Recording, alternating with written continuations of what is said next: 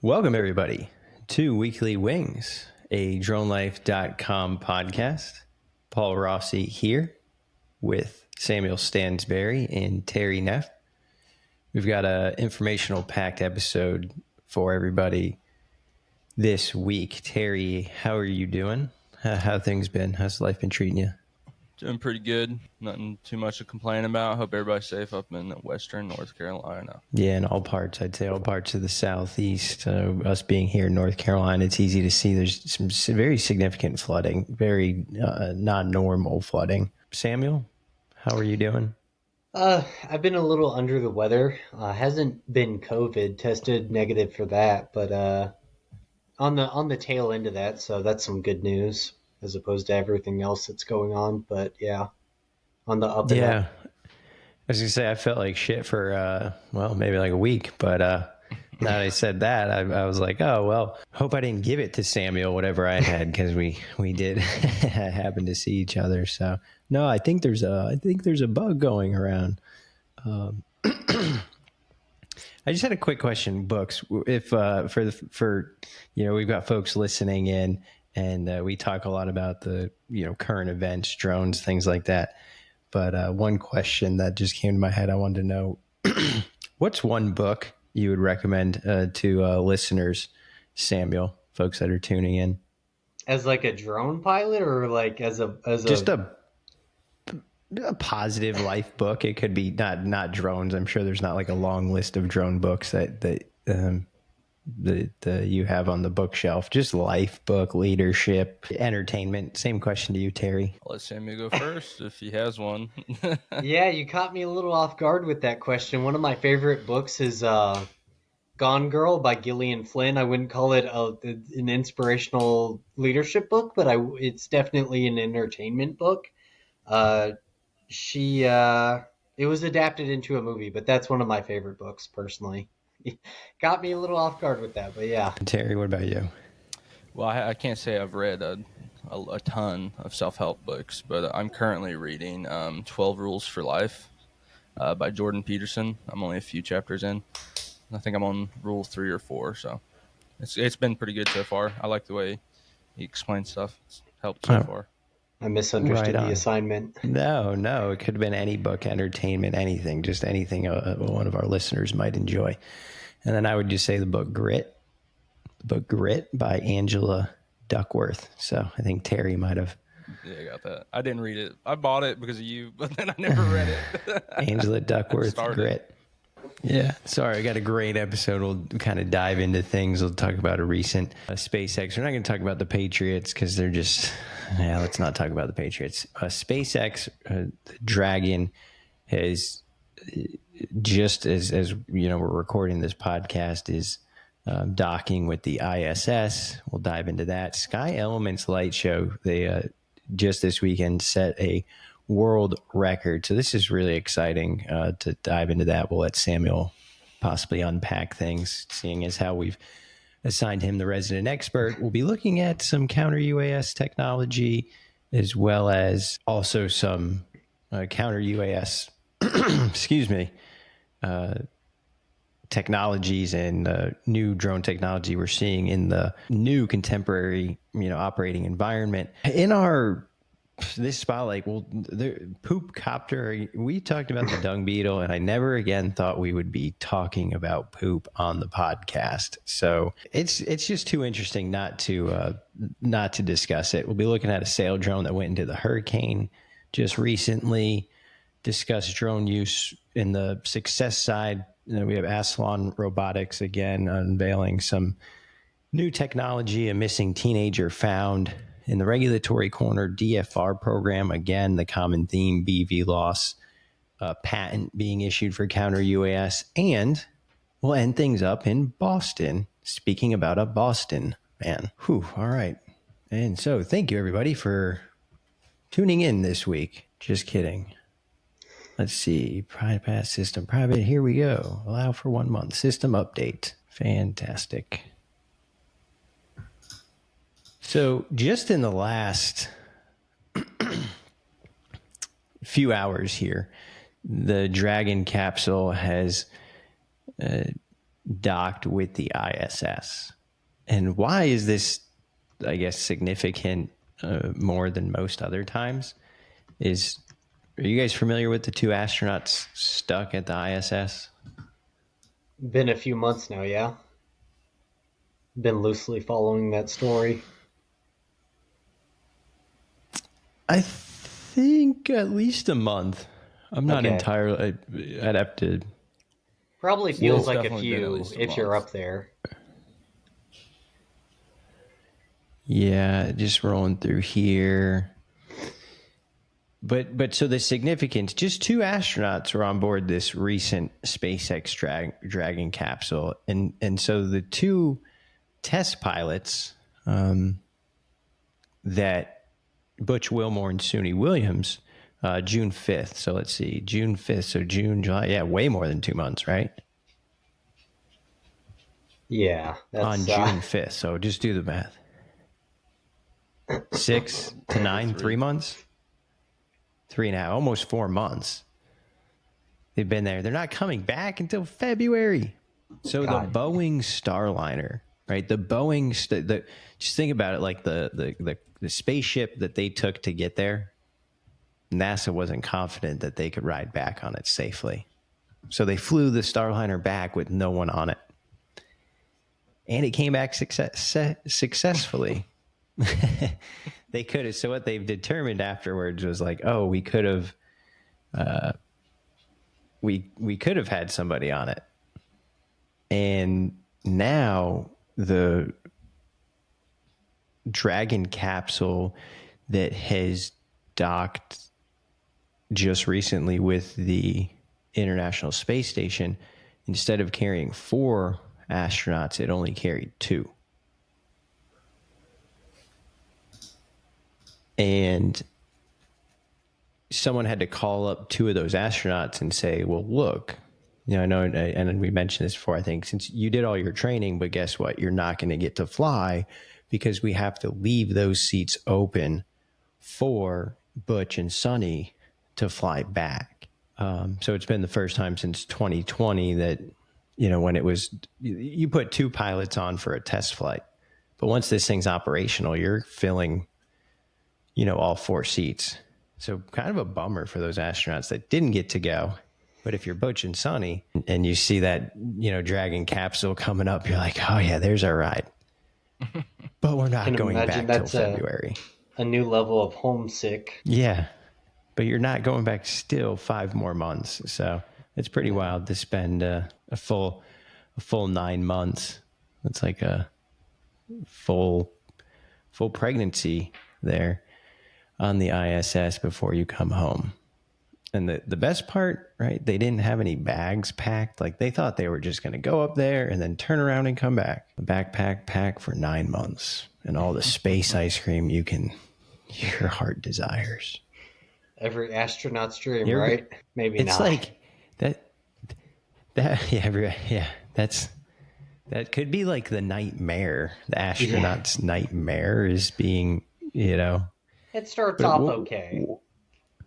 It's like COVID, you get stuck somewhere, they couldn't leave. Have you guys ever gone somewhere and ended up being stuck there longer than you anticipated? I see Terry nodding the head. Yeah. Been a few Maybe places not that you can't to that just immediately extent. leave. Yeah. Yeah, not 9 months, but Definitely up north, I think there might have been a time or two where a trip was extended due to some severe weather. Yeah. Nice snowstorms near New York. Either that or you're trying to run out sooner, trying to get to Syracuse Airport sooner than later. Yeah. Let's see. Some other exciting news, but here on Earth that we're seeing that took place this weekend. And again, it's things like this, you don't even know they're going to happen until they've already happened. So what, and Sky Elements drones, we've talked about them in the past, Texas-based company. They're the ones they're capturing the hearts of so many people right now on America's Got Talent. They got another golden buzzer. One of the founders of Sky Elements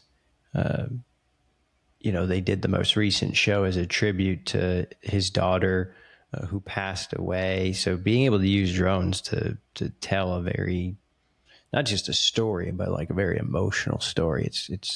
They've made significant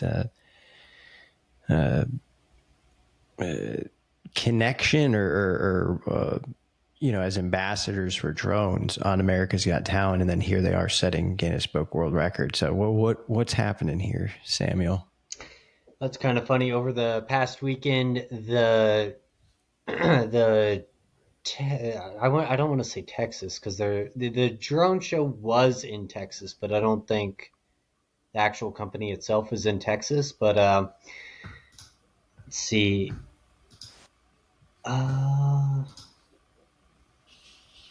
My tabs are all spread out here a little bit. Sky Elements. There we go.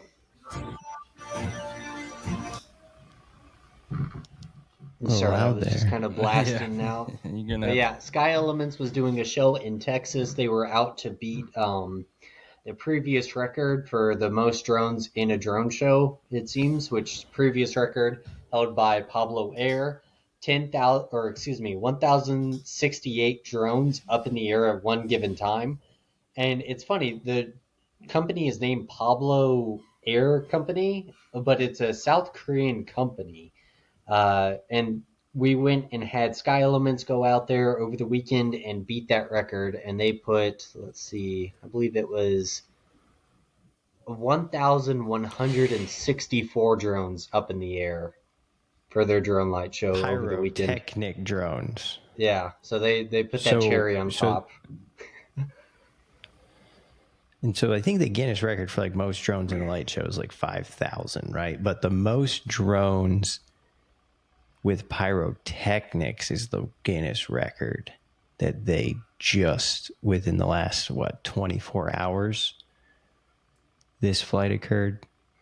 So we're seeing here on the screen in the share, that right there is that pyrotechnic where the drone lights are off, but you're seeing that pyrotechnic. Terry, when are you going to be doing drone light shows?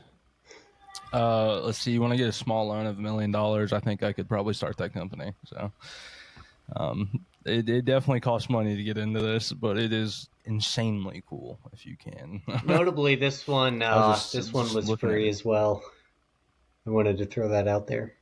Oh, it's not $40 to go to? That's fantastic. This one was accessible for the public, but I think it's having that Guinness World Record kind of gives you a little cred to do that. That's what I'm thinking anyways. Yeah, this isn't about the revenue. This is about the flex, right? This is about showing off. Yeah. Well, especially for Sky Elements, too, is because we've seen them in the past now. They've popped up a number of times out of my mouth anyway, specifically. And I think this is one of those, every time you have a new development in the technology or the capabilities, sometimes you have to go out there and show it off and showcase it in order to get people to buy in. So they are well known for just their standard light shows. And, how do you now set the bar a little bit higher for these pyrotechnic shows? And it's not a matter of like, we don't want to do a lot of these shows. You just want to be able to, have that elite customer. And you kind of mentioned it. This is a huge like Guinness Book World Record. It's going to get, everyone's going to talk about it. It's like not free advertising because it's the cost of whatever your time is and the pyrotechnic charges, but compared to trying to go buy an ad or a commercial or, pay for Facebook ad placement or Instagram ad placements, this is kind of do it with a free drone light show for the community. Yeah, self-spreading publicity. It's a hard message to ignore when it's written out in the sky like that, Yeah. I don't know, the pyrotechnics, and it's so much. It's so many, like, it's a lot to think of, but the benefits are huge because not anyone can do it.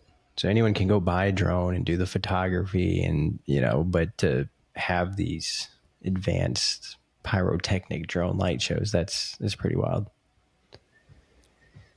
And now kind of pivoting a little bit to technology, looking at some, tech corner here. Honeywell is going to be demoing their new kinetic soft kill Counter-UAS for the Air Force. So a multi-layered defense capabilities that is, setting this company apart. So with everything, again, that's happening in in Ukraine, what we're seeing around the Israeli conflict, the counter-UAS system is, becoming as important. So what are you guys seeing here in this? Was there anything that kind of stuck out that that you saw that maybe isn't what we're already seeing in a lot of these detection equipment, or what we've seen recently where it's kind of firing, taking the system out? But I'm a little confused. What is it using to like dismantle the drone and neutralize the threat? I don't. This article. Yeah, that's what I was kind of asking from, when it talks about soft kill kinetic. I figured Terry would have had some sweet Insider video knowledge. to pop up here. I wish I knew. I don't. Yeah, I mean, Honeywell isn't disclosing a whole lot based on what it's saying. Blue Halo, Pierce Aerospace. I mean, layering technology, it's kind of like, what is the actual kinetic? What is the... Probably Silent Sentinel, if I had to guess.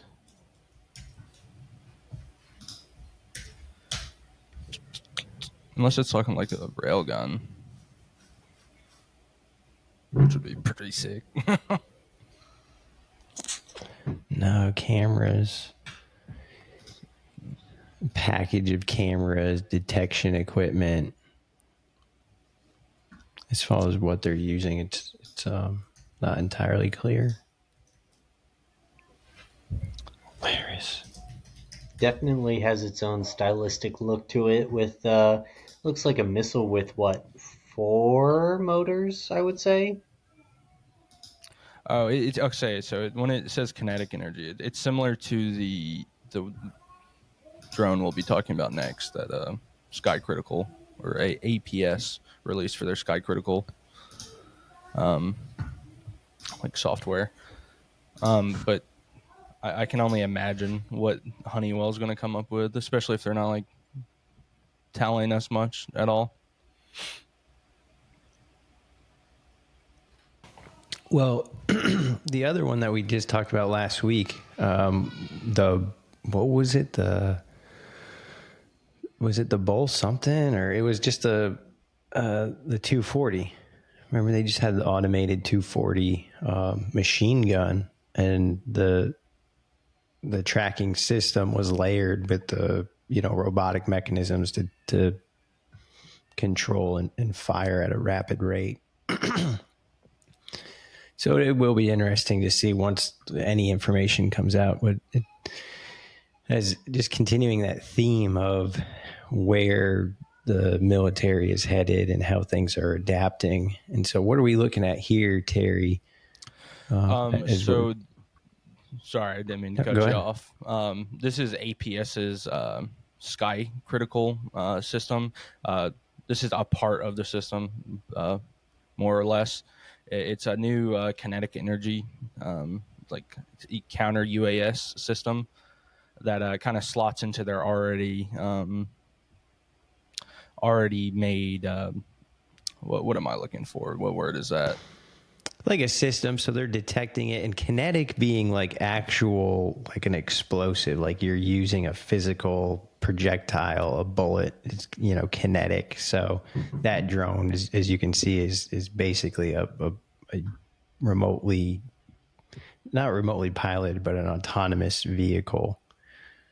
And so I think what you're saying is like into the system, they already have a detection system. They have like a non-kinetic means of telling radar a drone jamming. to go somewhere else. And now they're finally adding that, like, you know, ultimate elimination piece. Well, they do have. They also, I read in that article that they also have like a small cannon that shoots at it too. So they have multiple redundancies that they're adding into like the mesh layer. I think I would trust this company protecting my gas manufacturing plant. If it doesn't get shot at, it will get another drone slammed into it, and it will be eliminated. Sky Control too. That was like their.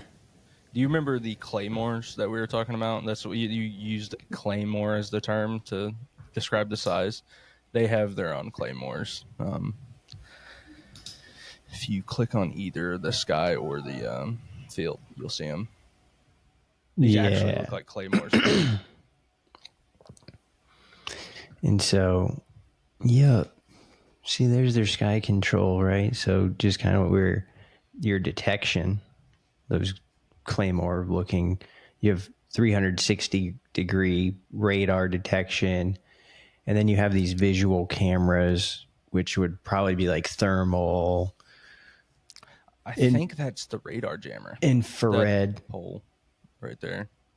And then this right here, right, this tube, and then this is an antenna, and this is an antenna, and then this is a receiver or transmitter. And so absolutely, these are your actual devices that are going to interfere with the C2, with the command and control of the drone. But if you just put a weapon on here, and what they're adding is a projectile, so it doesn't have to be right here. The drone, that projectile drone, can be anywhere within the area. You're just using the detection system to find it, and then you're sending, like, hey, we've detected a drone. Deploy our drone to go fly into and crash into it. And they have a pretty good video under the case studies page at the top.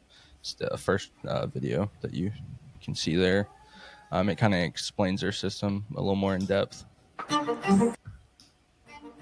Critical infrastructure, like oil and gas installations and chemical industrial plants, need the best available means of security. Yeah, we don't have this kind of video on the Honeywell system. Cameras, detectors, and they don't say much about their system. They even say on their website that they won't tell you much about it. System, which guarantees, but that's big, man. Like that. Any blind spots against unwanted flying objects. It's a local Iron Dome. The smallest and fastest ones, and immediately neutralizes them with a highly effective jammer at a safe distance from the secured object. In just a few seconds. Sky Control System gives total and permanent protection of the airspace. Our system precisely detects, tracks, and classifies them, regardless of the time of day, weather, or any external conditions. Our pioneering Sky Control anti-drone system is constantly protecting the airspace of refineries. They're like, just set it right outside your secured fenced-in area, and it looks portable. Yeah. Well, it does, but not like, like military jump out. Yeah. How convenient is it for the normal person? I mean, like they're doing it in the video. So, but you see, they have a van. It's like, yeah, if you can ride up to the, deployment site in your van, and I know. I feel like it's more portable than, let's say, like, I don't know the name of them, but like, I don't know, the anti-air systems we've had in the past that has to be pulled by a diesel truck with a trailer. Yeah, like the one with the 240 attached to it. Like how many holes? There's so many holes in this bracket here. It looks like you could. It's for adjustments. So many options. And then you can see even here on the, looks like there's the same thing. Anyway. Anywho, Counter-UAS, right? Certainly a very, very important topic as the drones themselves become more capable of doing various things, especially various bad things. It becomes all the more important to be able to detect and and manage. Excuse me. And one thing not bad that drones could be doing soon is picking up doo-doo. Picking up some doo-doo. And this is crazy, right? That this, I'm pretty sure this just came up like when you go to Google and news and type the word drone in, like here it is, just garbage, Ukraine, Russia, Ukraine, this. And then all of a sudden it was like dog poop drone. I was like, what is this? Poop again? But it was really neat. We're not going to watch this whole video. It's like a 12, 11, 10-minute video. I ended up watching it with Lauren. I was like, you got to look at this. This is just so ridiculous. Dog poop drone cleans up the yard so you don't have to. And I'm like, this is crazy. And it's like sometimes you instantly know who's behind a project from the subject matter alone. So when we saw this was aerial dog poop removal system show up in the tips line, we knew it had to be the work of Caleb Olson. Like, how the hell did they, like, they're writing this article to as if like you should know who this guy is. So we immediately do. It was dog poop related. And I'm like, but then if you go on a red to flag in my head. yeah, it was very strange getting into this. Yeah. So then it was like, if you're unfamiliar with this guy, well, Caleb has done this and this. And what he did is he created a machine learning system. So when his dog would go out and go to the bathroom, his security camera would alert him that the dog did a poop. And then it would track the location. And so there's this crazy stuff, like it's snowing and the dog poops and it gets covered, but he still has this like map and and then he created a laser arm. And when he would go to pick the dog poop up, the laser arm would point to where all the poops were. And once he picked one up, it would automatically point to the next poop. Really just the fact that it's a revolver, you got to kind of get past that part, but it's like the technology and just this like, so now he comes out with the final autonomous piece is detect the dog has pooped, track the location of the poop, and now send a drone to go and collect the poop up for you. What the hell do you guys think about this? It's an interesting concept. I think he just kind of made this ironically to see if he could do it, more or less. But I just went to his YouTube channel and there's a video labeled "New project is going well," and it's just that drone just crashing into the ground. It's like 10 seconds. That's it. As a startup, though, I get that. Like I spiritually feel that this is good. Like that's data they're getting. Like this was a failure, but this is what we learned, essentially. He's using like the crazy. Like you said, it's crazy because it doesn't make like it's the worst. It's like the idea and the concept, but the theory and the science and the technology behind it is so real. Yeah, he got bored one day and was like, I got to do this. Just insane. Tracking the arch of the dog's back to know when it's pooping. Yep. Data that you never thought you would put to use. And then creating just a drone.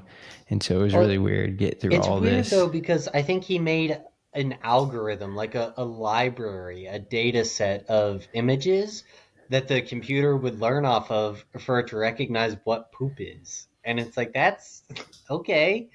It's a little different, but it works, you know.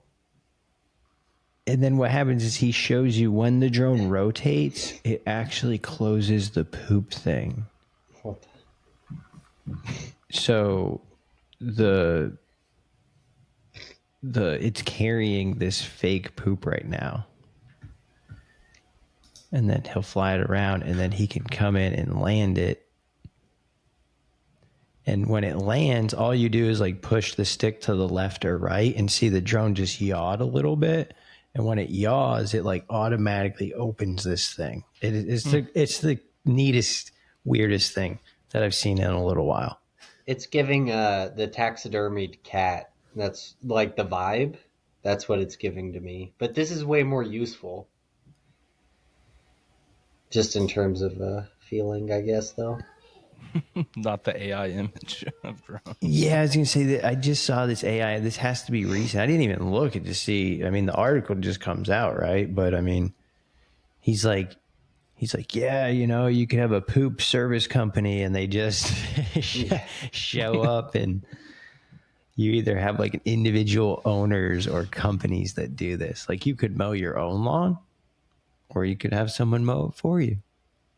You can. Yeah, I don't know if it works for dog poop. I feel like unless your yard's like super small, it's just my dog goes and uses the bathroom in the yard, and it doesn't really stay out there for too long, I don't think. So. Or like the grass, it has to be like really. It's like it'd be like, you know, hardwood floor versus shag carpet. You know, if there's poop in the shag carpet, it's kind of anyway. Yeah, we have to You gotta keep your grass cut to get the Poop-Copter. The Poop-Copter. He's very entertaining. We'll have the link posted in the description of the podcast. But he's an entertaining person for sure. So what they say, Caleb Olson.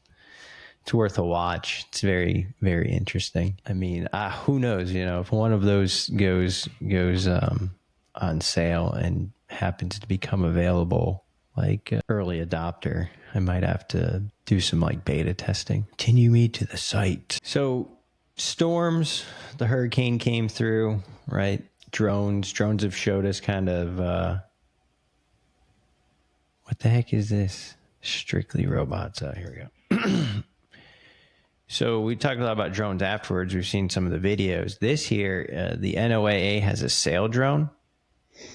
And so they were able to actually deploy this sail drone into the ocean. Like, it was in the ocean. So this thing went right into the storm's eye wall where the winds were the strongest. You can see 30-foot waves.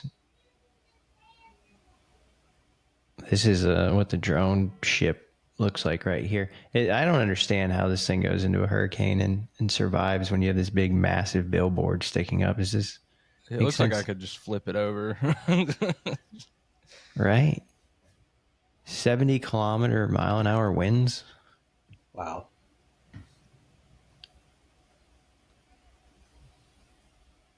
Yeah. Yeah. So again, it's just really cool. I think it said it somewhere in the corner. Yeah, there it was. 71.82 knot. Oh, not kilometer. Knot wind gusts. And 9-meter wave heights. So it was like 86, 100 miles an hour. It was like 85, 90 mile an hour winds. Sail drone. So the company Sail Drone obviously sold some of these drones to the NOAA. Look at that. So just another one of those things where we've talked about it, but seeing it, I mean, they've got fleets of these things. Yeah, and so like the undervessel part of the, I guess we're going to call it a drone, it's bigger than you think it is. So that's the reason it doesn't just tip over randomly. Something cool it does is it maps the ocean floor, I guess, if you wanted it to. This is going to be insane for gathering data, especially for like hurricanes. I can see why the NOAA bought a few. Made in the USA. Yeah, I mean, you're 100% right. Like that weight is definitely like on bottom is keeping it kind of right buoyant. Whatever that is. You see solar panels, right? Getting that power. You got your wind meter, you got your precision GPS. Pretty awesome. A little spec sheet. Check out your sail drone. We got our surveyor. Yep. So if you want to, map the ocean, you're more research based. You got your Voyager, a little defense and security. Yeah. This is what I'll like. Yes, this is the boat that I will use to go explore the ocean. My ass will stay right here. On. I will go anywhere in the ocean that you want to go, while sitting here in America. Are you scared of the ocean, Paul? Yeah, absolutely. Yes. I don't know You'll if I'm fly in the Respectfully. middle too, but you won't go on a boat ride. yeah, absolutely. I was like, my dad asked me if I wanted to go on a cruise. He's like, yeah, I'll pay for the family. And I was like, as he asked the question, I was like, the anxiety was just through the roof. It was like, I'm like, all I wanted to do is say no, but it was like the whole family's going. I was like, I was just thinking about fine, whatever. And so, I said yes, but then, like 4 days later, he's like, yeah, the time's not going to work out. So we're not going to go on the cruise. I was like, oh, bummer. Darn. We might just have to go to Disney or Orlando. I was like, oh no, I want to go on the cruise so bad. I've been on one and the boat rocked, man. I don't know. It's just, I've heard cruises aren't the best usually. They're usually like overpacked. It's like being in a busy mall all day. And then just the floating in the water, like if you survive it, now you're in the water, now you have to survive the water versus like if I could just get on the plane to the ground and then if I can just, survive the initial impact, it might be a little more severe, but at least then you're walking, once the plane goes down, potentially, as long as your like femur isn't sticking through your stomach or something. And so speaking of Samuel's gone missing. So speaking of missing people, we're looking at success stories now. And just recently we saw a drone team assist local authorities in rescue of a missing teenager. This is in Eugene, Oregon. There was an endangered teen girl who was reported missing, was actually found unable to move due to exhaustion and rescued on Thursday night of this past week. They're stating that given her position, they don't think they would have found her without the drone. Even though once they put the drone up, they did find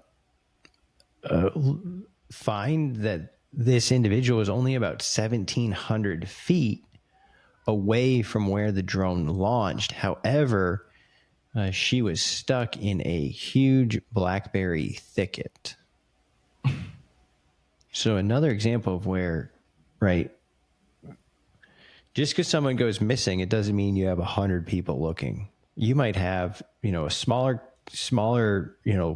less population, more area to cover, less people. So with humans, visual eyes at night, even when someone's this close, you may not be able to find them. But the Metro drone team joined the Lane County Sheriff's Office and approximately 15 search and rescue volunteers. The EPD officer drone operator launched the M30 drone with a GL60 mini spotlight. There's a little tech talk there.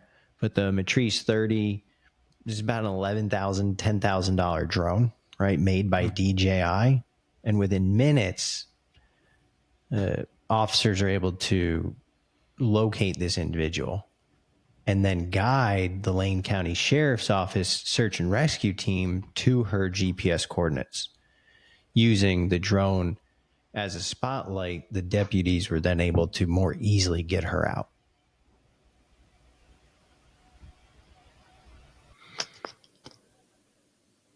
Interesting. I don't know. It's just when I think of this, it's like, what caused this person to walk into a blueberry thicket? I don't even know what a blueberry thicket is, but you have to get there somehow, you know? Yeah. It did say that that the girl here,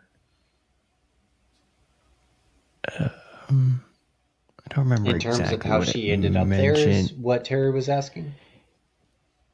Yeah, officials said that the teenager, is this what you just say? She was just had a top shorts, no shoes, no phone, no money, food or water, and was in the middle of a mental health crisis Oh, okay. That brought makes on sense. by a physical condition. Well, that's my bad, but I don't know.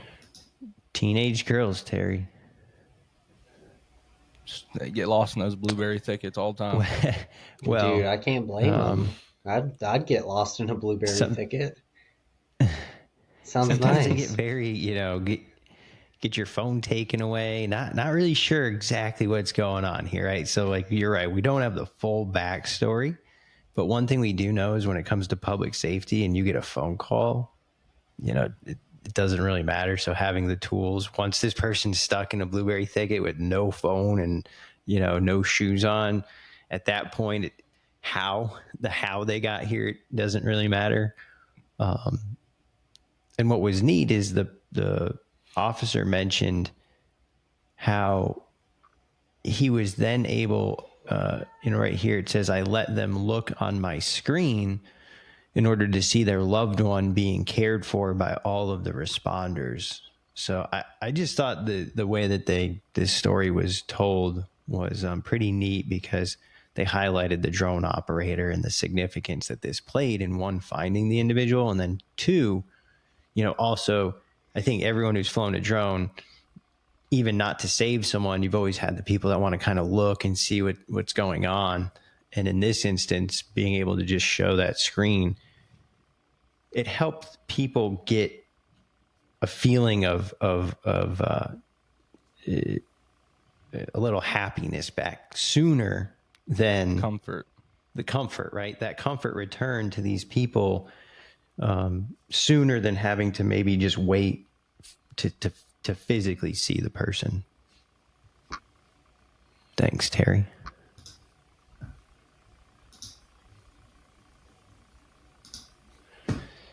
We've been seeing that. I mean, just like we're seeing the DFR programs pop up, I think almost once a week, every other week now, you're seeing these success stories, especially when everybody's trying to ban DJI, right? Everybody's, you see these stories more because there's a reason to tell them. In the past, people are just taking this technology for granted, right? They use it, they help save someone's life, and they're not like, hey, this is awesome. They're just assuming they're always going to have access to this, low cost, super capable technology. But now all of a sudden they want to ban it. It's good to see people come out and promote it. And so when I saw that article, the first thing I was like, well, let's see what drone they used. And sure enough, the M30. Sticking on to this success theme, Assalon, company we've talked about a few times on a few episodes of Weekly Wings, unveils their Guardian drone, which is an automated aerial security system. This new solution offers streamlined security for critical industries with 24/7 operational capabilities. Drone in a box. So, right, what's the significance of this? Because I'm like thinking, hey, we've already known that they have drones in a box, right? Yeah, I thought we already talked about Aslan's drone in a box. Is this a new one they've released? This is. So Okay. the key point here is the autonomous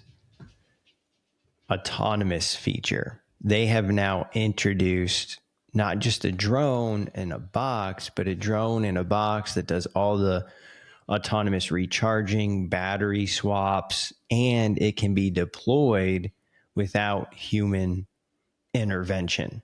So they're fully tied into all their sensors. That's what I'm reading into this system. So being able to do routine patrols and monitoring, all in real time without having to have a human in the loop. And what's super interesting is there's that red button. This red button right here is started on the DJI dock, but it's now becoming synonymous with almost every other dock. It's What kind does of the like red that. button do? It's an emergency stop button. Okay. Design-wise, that makes sense. It's kind of like though. that like the yellow parachute cap that's coming, you see on all the systems. And so automated, key features of the Guardian. Aslan's Drone IQ software. It integrates with the ground solutions like Drone Dog and connects to the existing VMS video management softwares and alarm systems. So they have automated operations, patented battery swap, FAA compliance, and optimized for BV loss waivers.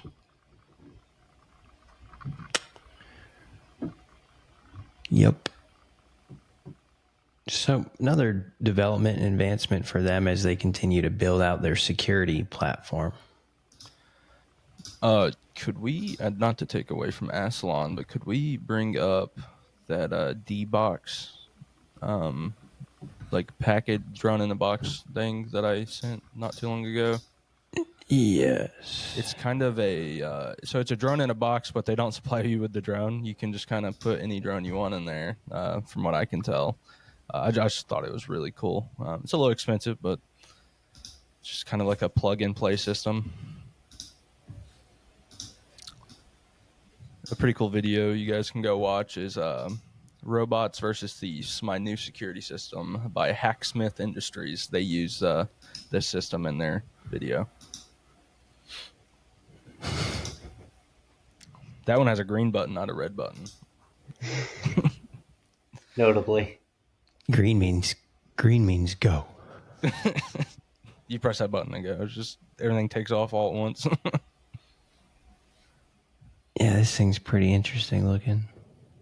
Yeah, but you just kind of, I guess, get new firmware on your drone. I don't know exactly how it works, but it just flies the drone for you. I think you put the controller in the box and then it uses a little robot to fly it. So. Yeah, there's a company called Hextronics. I don't know how reliable that is, but it's pretty cool. There's a company called Hextronics, and they have a dock. Now they're selling circuit boards. I think it's the Universal. Yeah, so the Universal, it's kind of funny. This thing will take off and then it like lands back in the... It's like a pizza oven. Well, there goes the drone. Yeah. There's because this thing works with the same concept as your DJI, and so I saw this at commercial UAV. Actually, I think they're going to show it right here in this. They might. You actually put the remote in, yeah, just like this. I'll make sure we're not going to kill anybody. Yeah. And it's still loud. It's impressive. Yeah, putting your remote in. Enabling autonomy. Gosh. They must have showed the install way back here. Like removes and adds new batteries. I mean, this is a pretty cool concept by both of these companies. Yeah, and then this is what the app looks like on your screen, like on your phone. So you put the batteries in, it's got a little...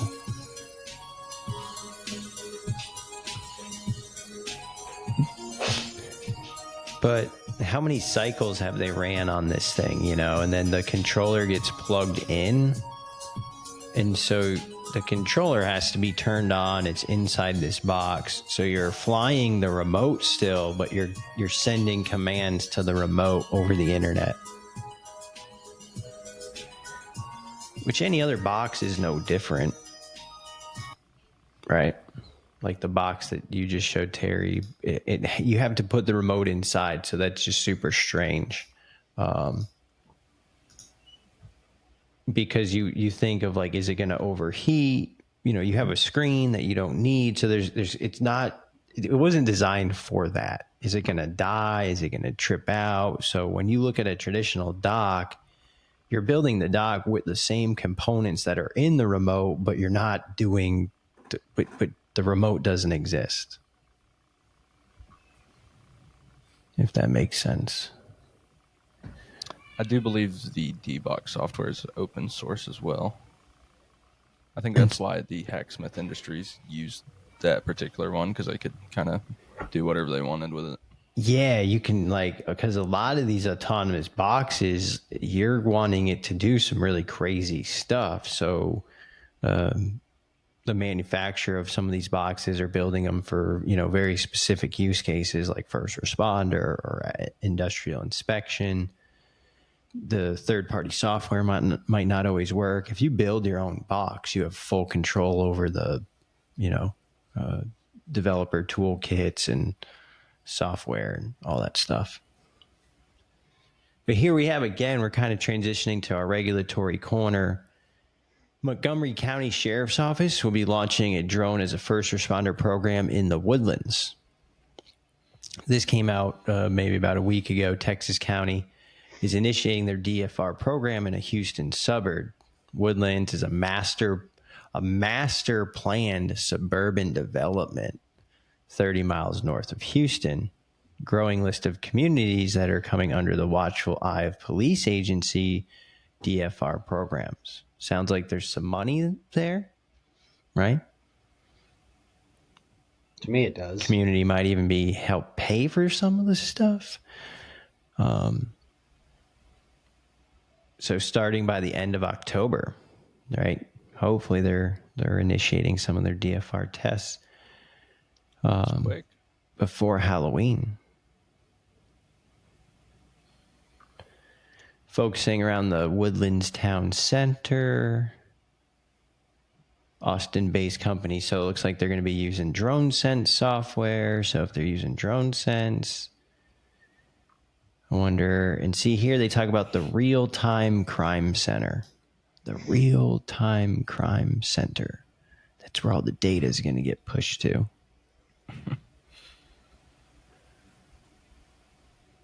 Drone will be able to help them determine what kind of resources will be needed in order to, respond more efficiently. The Sheriff's Office currently holds 4 FAA certification of authorization waivers authorizing BVLOS flights. These authorize first responder BVLOS and tactical BVLOS, which allow flights beyond visual line of sight. Generally, with a visual observer, the Sheriff's Office will use its first responder BVLOS to operate its DFR program until the department receives its full BVLOS waiver. Oh, wow. This Sheriff's Office has 16 drones. What kind of drones do they have? Well, largely comprised of DJI models, including the Mavic 2, the Mavic Enterprise 2, the Mavic Enterprise 3, and the Matrice 30T, as well as an Autel Evo 2. Just one. Yeah, just Everything else is DJI. here we go. The department also has 6 DJI Avata drones for indoors tactical operations, and it recently acquired a DJI Dock 2 with the Matrice 3 TD. Good for them. Good for them. How awesome. 16 of its officers are certified in remote pilot. That's fantastic. Good for them. Yes. This is really... This is in what? Like, what is this near? The Woodlands? Houston, Texas? yeah. I was going to try to look it up, too, to see... I just wanted to get an idea. North of Houston. There's a place called Ray Ford. Not images. Let's go to maps. Oh, wow. Look at this, dude. Massive area.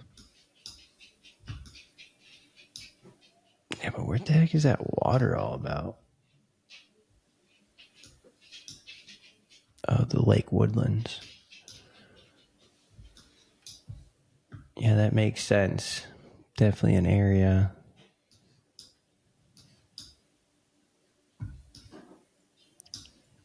Where you've got a lot going on. A drone could probably help. But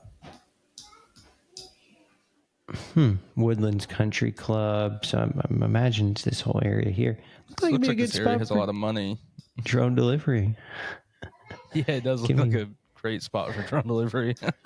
You know, it's just like, I wonder if you could just like multi-layer this with a camera and just be like, in case of an emergency, delivery drone, camera on. It's like, you know, like you're like delivering to this street and at the same time a police call is coming in 4 houses down. I mean, for that Can we use decompletion, your I feel like drone that's... to look at this? Yeah. Eventually I have to talk to each other. Or just deploy the delivery drone. It's already there. Yeah. Is that cloud? No. All right. A patent. Are you guys familiar with Bosch? The company Bosch? They make electric razors, I think. I don't Potentially. I don't think they... Do they make razors? I don't think they make It's like Yamaha. They just make whatever they want. That's Braun. Braun definitely makes razors. Bosch is a little bit different. If someone is cutting your... if someone's trimming your beard with a Bosch tool... you owe a debt to some bookie. Bosch. They do have hair care products. What? They have hair care products. No razors, but they have hair care products. Bosch does? Yes, they make those tools as well. Okay, I'll take your word for it. But yeah, so like the power tool company, I grew up with when someone said get at work get the Bosch Impact. I always knew the Bosch as the hammer drill for putting rebar into the sides of buildings and stuff like that. But anyway, Bosch has a anti-drone system that they have gotten a patent for. So why is this interesting? Of all the counter-UAS technologies, especially the ones we talked about earlier, is the technology that they have introduced is for drone to drone counter-UAS. So pilot on the ground, putting a drone up in the air, right? Potentially using that drone to scan the airspace around, detect a nearby drone, and then also transmit, right, a jamming signal. It's interesting that Bosch is now getting into drones. Well, we talked about it in the past, though. It's like Ford Motor Company has a bunch of patents out for drones and attaching them to vehicles, but they've never moved forward on these patents. They're just securing it. It's It's like when you have a team of people that know how to write patents, you're writing patents because it's like buying a website. You don't know if you're ever going to use it. But hell, if somebody, all of a sudden is trying to come up with a product, you can sell them. They could sell the patent. You have that .com already in place.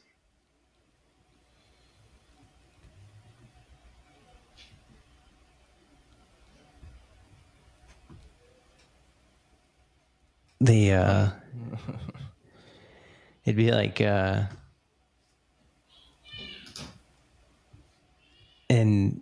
government funding, just going back to last year, $33 million contracts. The technology is crazy. Like, what is the answer? What is the solution?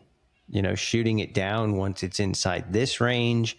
What if you deploy a drone? Like, just send a drone out and have a drone constantly doing a perimeter scan. Well, what if it detects another drone? What the hell? It doesn't even need to detect a drone. This thing's just going to fly around and constantly send out a jamming signal. And you know what?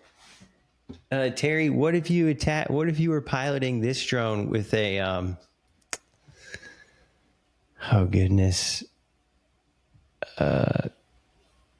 fiber optic cable? I knew you were going to ask that. Well, that's where you go back to APS's system where they can shoot it down or hit it with another drone. Okay. It doesn't need to be jammed. That's right. This,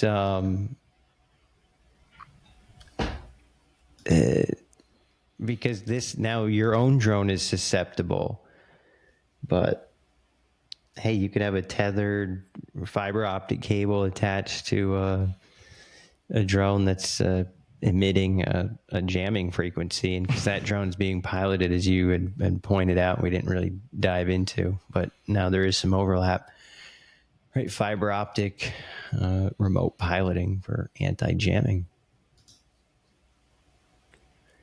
We have one final piece of news that we're going to dive into here before we sign off for this week.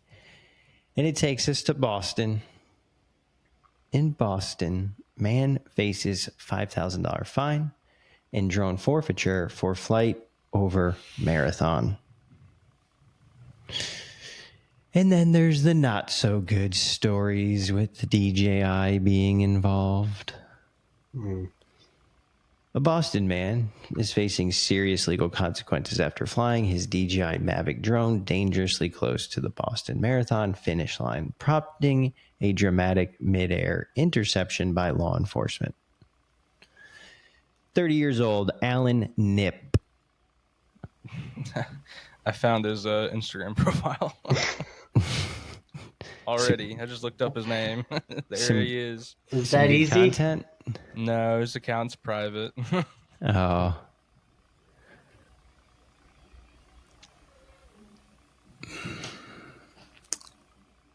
Once the drone was secured, law enforcement traced it back to his apartment on West Springfield Street, where he reportedly admitted to flying it that morning. So they were able to... his remote controller issued warnings. He was in the restricted zone. He ignored them. Interesting. Federal law enforcement were monitoring the airspace. So here, you have the Boston Marathon. So like of all places, the Boston Marathon, where not so long ago, very awful things have happened. What's really neat about this story is to know that the federal, right, I don't know what word to use here. The federal law enforcement was on site, and they were actively monitoring the airspace. They must have had, here we've talked about 2 or 3 Counter-UAS solutions that exist. It's refreshing to see that they had the system working and they actually caught somebody, right? Yeah. Well, did they see it or did they get alerted with something they were using? I mean, it's possible they just seen a drone and then just followed it back to where he was at. Right. Well, that's what it says here. The drone was detected by federal law enforcement monitoring the airspace near the finish line. It was intercepted mid-flight and was landed in a secure location in Boston's Back Bay area. Oh, so it was intercepted. And once it was secured, they traced it back to his apartment. Yeah, they took this guy's drone, man. They His drone intercepted. got pulled over. They did. Yeah, they were doing what should have been done in Pennsylvania hours before a rally. I wonder what system they used for that, to hijack the drone, make it come back with them. And you know what's curious is, like, did they do their pre-planning in order to know, like you don't detect a drone and then you're like, oh, where should we land it? Oh my God, I didn't even think a drone was going to show up. You know what I mean? Like, I would imagine they were like, look, if we detect a drone in this sector, this is where we're going to force it to land. That's a well-established security plan, right? Not just to say, well, we're going to set up and detect drones. Well, what if we detect one? Where are we going to put it? Where are we going to make this drone land so that we can get to it first? Right? They had it land in a secure location. It just didn't land anywhere. It landed in what they would define as a secure location. Hey, we intercepted a flight here and we're going to send it here. But if we had intercepted it down over here, right, the landing point probably would have been somewhere else. This dude's like, oh my God, could you imagine being old Alan? Your drone just never comes back. Well, what happened? I mean, I'm assuming the secure area had to be somewhere open, because we know what happened at the Boston Marathon before. They were probably expecting there to be some type of, weapon on it. So they probably landed it in like an open field. I wonder if, I don't know. Oh, and they probably flew a drone up to it. They probably, treated it like as if it was an explosive. But great job by those folks for, it seems like it wasn't a significant threat, but again, good practice. if you can't tell, right? And I think that's where remote ID comes into play. So I'd be really curious to know, I already kind of closed it out here. I'd be curious to know, like, is this person certified? I mean, there's no way you could be and have done that. I just don't think most people would have gone through a course and know, like, hey, these are the do's and don'ts. And if you aren't 100% sure that you should be there, you shouldn't be there, right? Like, if you're like, teenage, you're out drinking some beers and shooting some guns and something, you're like, oh, I didn't know we couldn't be here. Did someone give you permission to be here? Right? You know what I mean? Samuel's like, what the hell is he talking about? Like, I think that adds up, I would say. Had a lot of fun growing up in Connecticut. Like, well, there wasn't a sign that said we couldn't be here. Well, is there a sign that says you can be here? No.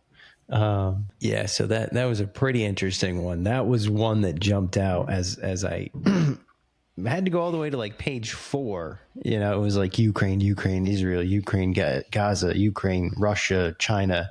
Russia's building drones in China. Who's surprised though? And then it was like 4th page. It was like, Boston, man, $5,000 fine. I was like, oh, wow. We still have a long way to go on the education here, but yeah, great job by law enforcement involved there. You guys running any marathons anytime soon? No, I've Terry. been talking to Terry about running a 5K. 5K, goodness, yeah. That's me. I sign up for the 5K and then I show up and I'm like, oh yeah, I'm gonna kill it. It's like 30 seconds in, I'm like, oh my God, I'm going to die. I'm here for the shirt. No, Terry, it's just a short 35-minute jog. You know, Just a short 35-minute jog that would never be able to happen for me personally. 5K walk run. I could do that. Yeah, I'll get there in a few hours, though, so we'll see. Well, fantastic episode as always. We talked a little bit about space and the Dragon that recently made it to the ISS that will be flying back, the crew that went up, as well as test pilots who have been there and will be there for a significantly longer time than they expected. If you're in the Dallas area and you happen to be able to check out the Sky Elements shows, we're super jealous, but can't wait to see what they continue to do. Counter-UAS talked a lot about that because just all the significance it's playing both here in the United States, and then also that what that technology means for military operations. So certainly it's getting a lot of awareness, and then there's a lot of funding that goes into defense and security. So it'll be interesting to see how that technology matures over the next 12 to 24 months for use both here and abroad. The Poop-Copter, we'll put the link in there. You can check it out. You got to watch the video. It's super funny. It's interesting. It has a lot of that technical aspect of image recognition, machine learning, and then the UAS side. So pretty cool there. Sail drone flying into the hurricane. Same thing with the counter UAS tech. It'll be interesting to see how marine UAS or marine UAVs continue to develop. And then great job. I would say public safety. We appreciate what everybody's doing. Law enforcement, fire, emergency responders. It's easy to think during those times of emergency response to recognize it, but it's, the things that they're doing on a daily basis, finding missing teenagers, helping folks during natural disasters, and then also, doing things to ensure that these, large events stay safe, using the technology to find the folks that are non-compliant and help make sure that things go safe. So lots of information packed in this episode. As always, we appreciate all of our listeners, folks, for tuning in. Hopefully you found some, knowledge, insight, and information in this episode. We appreciate you tuning in. Thank you to dronelife.com. Make sure to check out dronelife.com throughout the week between now and next episode to get all of the latest information and news on the UAS industry. Thank you, Terry. Thank you, Samuel. Appreciate your time and attention. And we will see you all next week on the next episode of Weekly Wings. Thank you, everybody. Thank you.